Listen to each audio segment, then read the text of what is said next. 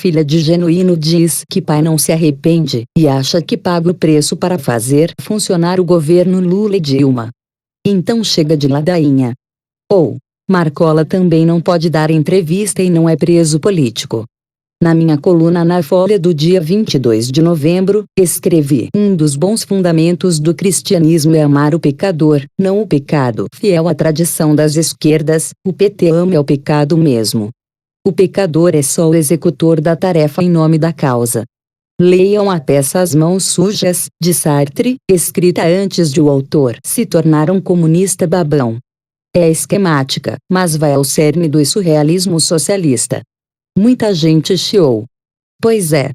Miruna Caiano Genuíno, filha de José Genuíno, concede uma impressionante entrevista à Folha deste domingo. Diz que o pai não está arrependido de jeito nenhum. Então tá bom. Cometeu crimes e não se arrepende. Lembrei do que escrevi. No PT, ama-se mesmo o pecado. O ainda deputado se considera apenas o pecador circunstancial. Segundo Miruna, o pai pensa o seguinte: se esse é o preço que tem que pagar para que o projeto do governo Lula e Dilma funcione, ele paga. Bem, então por que tanta gritaria e chororô? Noto, em todo caso, que, segundo Miruna, Genuíno considera que fez tudo para realizar o projeto de Lula. Eu nunca duvidei disso. Compreendo que a filha de Genuíno defenda o pai. É humano, claro. Só que ela dá uma entrevista política. Idiota, esta professora, que é mestranda, não é? Conhece muito bem o peso das palavras. Até outro dia, parecia que a cardiopatia de Genuíno era obra de Joaquim Barbosa. Depois dessa entrevista, a gente descobre que a culpada é a mídia. Sim, Miruna também chama jornalismo de mídia. Leiam este trecho, em vermelho. Só não larguei o mestrado por causa dele. Soube da aprovação dias depois da condenação, novembro de 2012. Ele me disse: querem nos destruir e você não pode permitir. Você vai continuar lutando e fazendo as suas coisas porque não podem nos apagar. Se você me perguntar quem é o sujeito do querem, de cara vou falar que a mídia teve muito a ver com isso. Meu pai teve muitas decepções. Mas com a mídia ela foi devastadora, o coração dele começou a rasgar ali. Ele tem uma mágoa profunda, uma dor com tudo que é publicado. Quando os jornalistas ficam lá fora de casa, essas manchetes, essa agressividade, esse recorte da realidade é um punhal para ele. Pois é.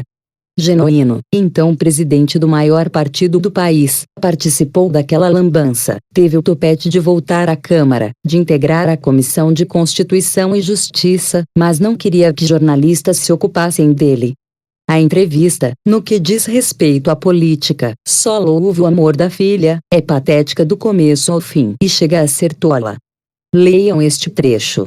Meu pai está proibido de emitir opinião, de dar entrevistas, e dizem que ele não é preso político. Então por que ele não pode falar?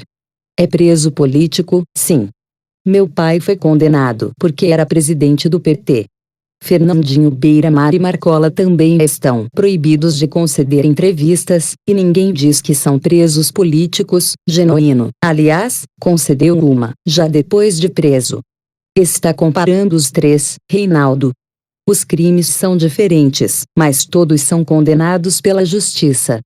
A proibição de conceder entrevistas não torna ninguém um preso político.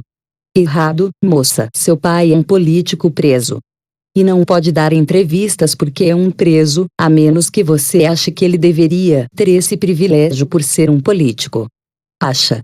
Seu pai está preso porque meteu a assinatura em empréstimos fraudulentos. Mais do que isso, serviu de avalista de operações sabendo que nem mesmo tinha bens compatíveis com essa condição. A filha Miruna dá mais uma prova de amor. A Miruna que fala sobre política demonstra que não aprendeu nada. Por Reinaldo Azevedo.